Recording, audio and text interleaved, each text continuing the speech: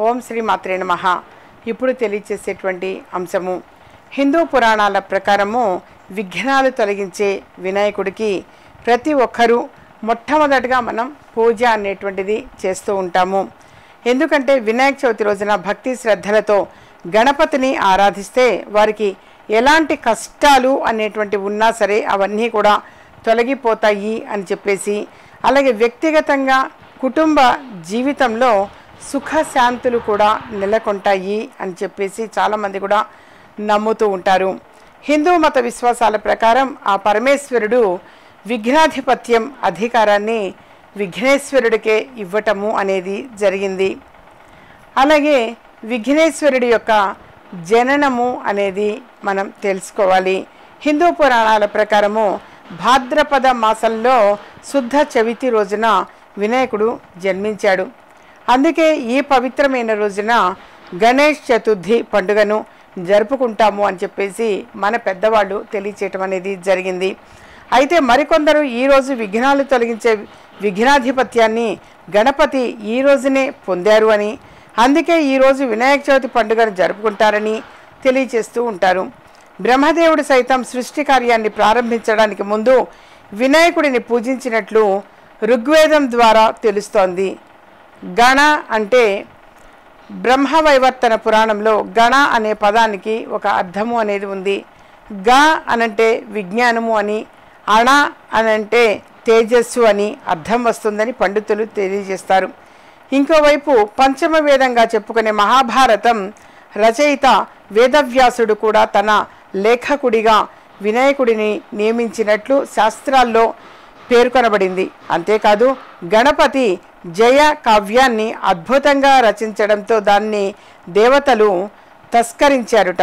పూజా విధానం వినాయక చవితి రోజున తెల్లవారుజామునే అంటే సూర్యోదయం లోపుగానే లేచి ఉతికిన బట్టలు ధరించి పూజా మందిరాన్ని కూడా చక్కగా శుభ్రం చేసుకొని వినాయక మంటపాన్ని శుభ్రం చేయాలి. ఆ తర్వాత ఈశాన్య దిక్కులో ఒక పీటను తీసుకొని ఎరుపు లేదా పసుపు రంగులోని బట్టలను పరిచి శుభముహూర్తంలో గణేష్ విగ్రహాన్ని పీఠంపై ప్రతిష్ఠిస్తారు.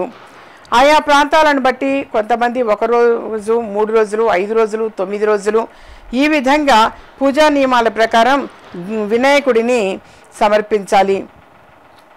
బొజ్జగణపయ్యకు ఎంతో ఇష్టమైన సింధూరం, మోదకం సమర్పించాలి. 10 రోజుల తర్వాత వినాయకుడి విగ్రహాన్ని నిమజ్జనం చేస్తారు.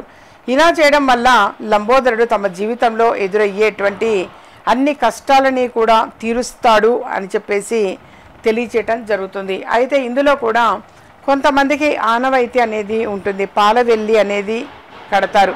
ఇంట్లోనే పాలవెల్లి కట్టి ఆ తర్వాత గణపతి ప్రతిమను తీసుకొని వస్తారు.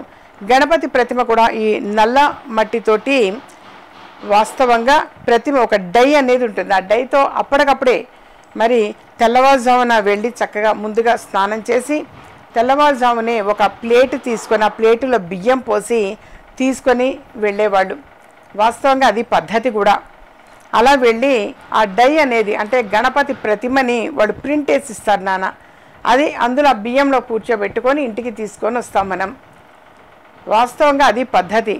చాలామంది కూడా ముందుగానే కొంతమంది తీసుకొచ్చి ఇంట్లో పెడుతూ ఉంటారు. అది బహుశా వాళ్ళ పెద్దవాళ్ళు ఏదైతే ఆచరించారో బహుశా అలా ఆచరిస్తున్నారేమో, కానీ ఎక్కువ మంది కూడా మరి ఆచరించేటువంటిది ప్రింట్ అనేది వేసినటువంటిదే. ఆ రోజు పొద్దున్నే వెళ్ళి తీసుకురావటం అనేది పద్ధతి.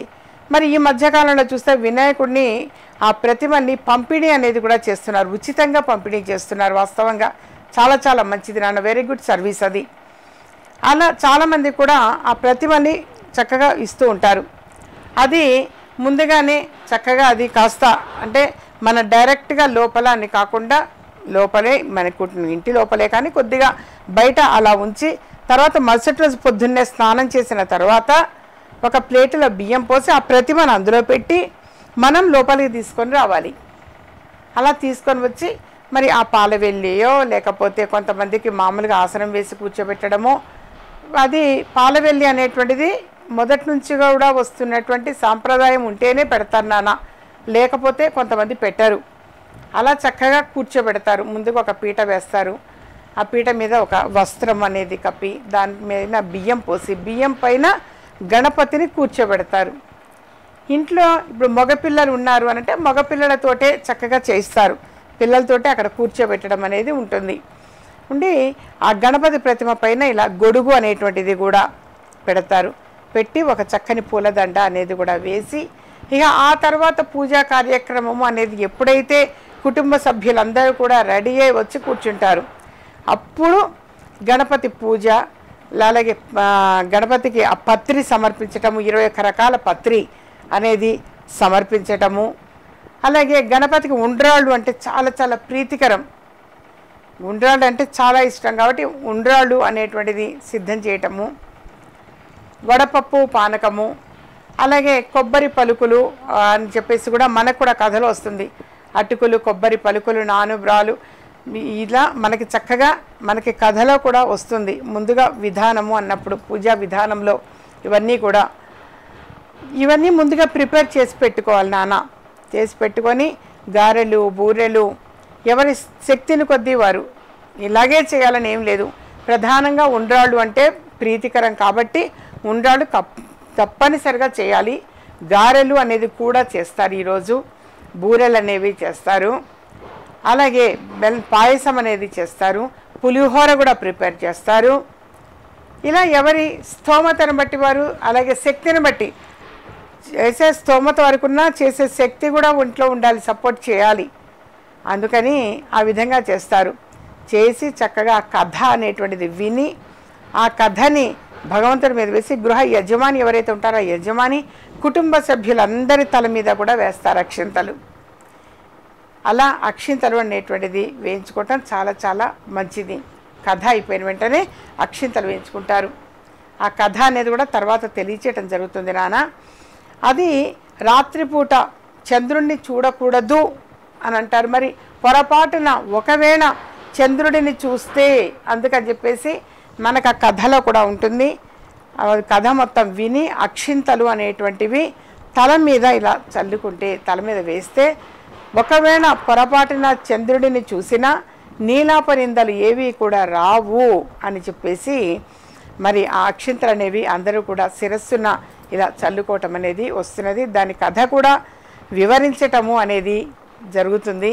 ఎందుకంటే సంవత్సరానికి ఒక్కసారి నాన్న చాలామంది కూడా అడుగుతూ ఉంటారు, ఆ కథ కూడా మీరు చెప్పండి అమ్మా అని చెప్పేసి.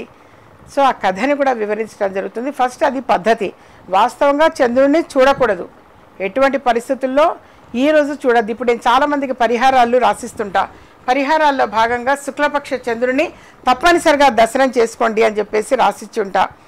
చాలామంది కూడా తెలియజేస్తుంటా వాళ్ళ జాతక పరంగా, ఒక ఆస్ట్రోన్యూమరాలజిస్ట్గా తెలియచేయడం అనేది జరిగింది. అయితే మన శుక్లపక్ష చంద్రుడిని చూడమని చెప్పాను కదా అని రోజు చూడటం అంటే అలా కాదు నాన్న. అది కూడా మీకు తెలియజేశాను. నేను వినాయక చవితి రోజు మాత్రం చూడొద్దు అని చెప్పేసి కూడా తెలియజేశాను. మరి ఒకసారి ఎలాగో ఈ వీడియో చూస్తారు కాబట్టి తెలియజేస్తున్నాను. ఈ వినాయక చవితి రోజు మాత్రమే చంద్రుడిని చూడొద్దు నాన్న. మళ్ళీ తర్వాత ఈ శుక్లపక్ష చంద్రుడిని చక్కగా ప్రతిరోజు కూడా చూడండి. దినదిన వృద్ధి చెందడము అని అంటారు. అలా మనం కూడా జాతక పరంగా మన జీవితంలో చక్కగా ఉన్నతంగా ముందుకు వెళ్ళే అవకాశాలు ఎక్కువగా ఉంటాయి. కంపల్సరీ మరి శుక్లపక్ష చంద్రుడిని చూడమని చెప్పేసి తెలియజేస్తూ ఉంటాను. చాలామందికి చెప్పాను కూడా పరిహారాల్లో భాగంగా. ఎక్కువ మంది జాతక పరంగా ఏదైనా సమస్యలు ఉన్నాయంటే వచ్చిన వాళ్ళకి మ్యాక్సిమం నేను పరిహారాలు అనేవి రాసిస్తాను. అది ఎవరికిగా వాళ్ళే ఆచరించుకోవాలి. మీ జాతక పరంగా ఉన్నటువంటి సమస్యలు తొలగించుకోవాలంటే మీరే చేయాలి ఆ పరిహారాలు అనేవి. సో ఆ పరిహారాలు మీకుగా మీరు చేసుకునే పరిహారాలు ఎన్నో వ్రాసివ్వడం జరుగుతుంది. అందులో భాగంగా ప్రతిరోజు కూడా మరి శుక్లపక్ష చంద్రుడిని చూడండి అని చెప్పేసి కనుక నేను రాసి ఉంటే ఈ ఒక్కరోజు మాత్రం అంటే వినాయక చవితి రోజు మాత్రం చంద్రుడిని చూడొద్దు నాన్న. తర్వాత మళ్ళీ మీరు చక్కగా కొనసాగించండి. ఇది ప్రధానంగా తెలియజేద్దాము అని అనుకున్నాను. మరి ఆ కథ కావచ్చు, మరికొన్ని వివరాలు అనేవి మరొక ఎపిసోడ్లో తెలియచేయడం జరుగుతుంది. మా ఛానల్ సబ్స్క్రైబ్ చేసుకోండి, మరి కొంతమందికి షేర్ చేయండి.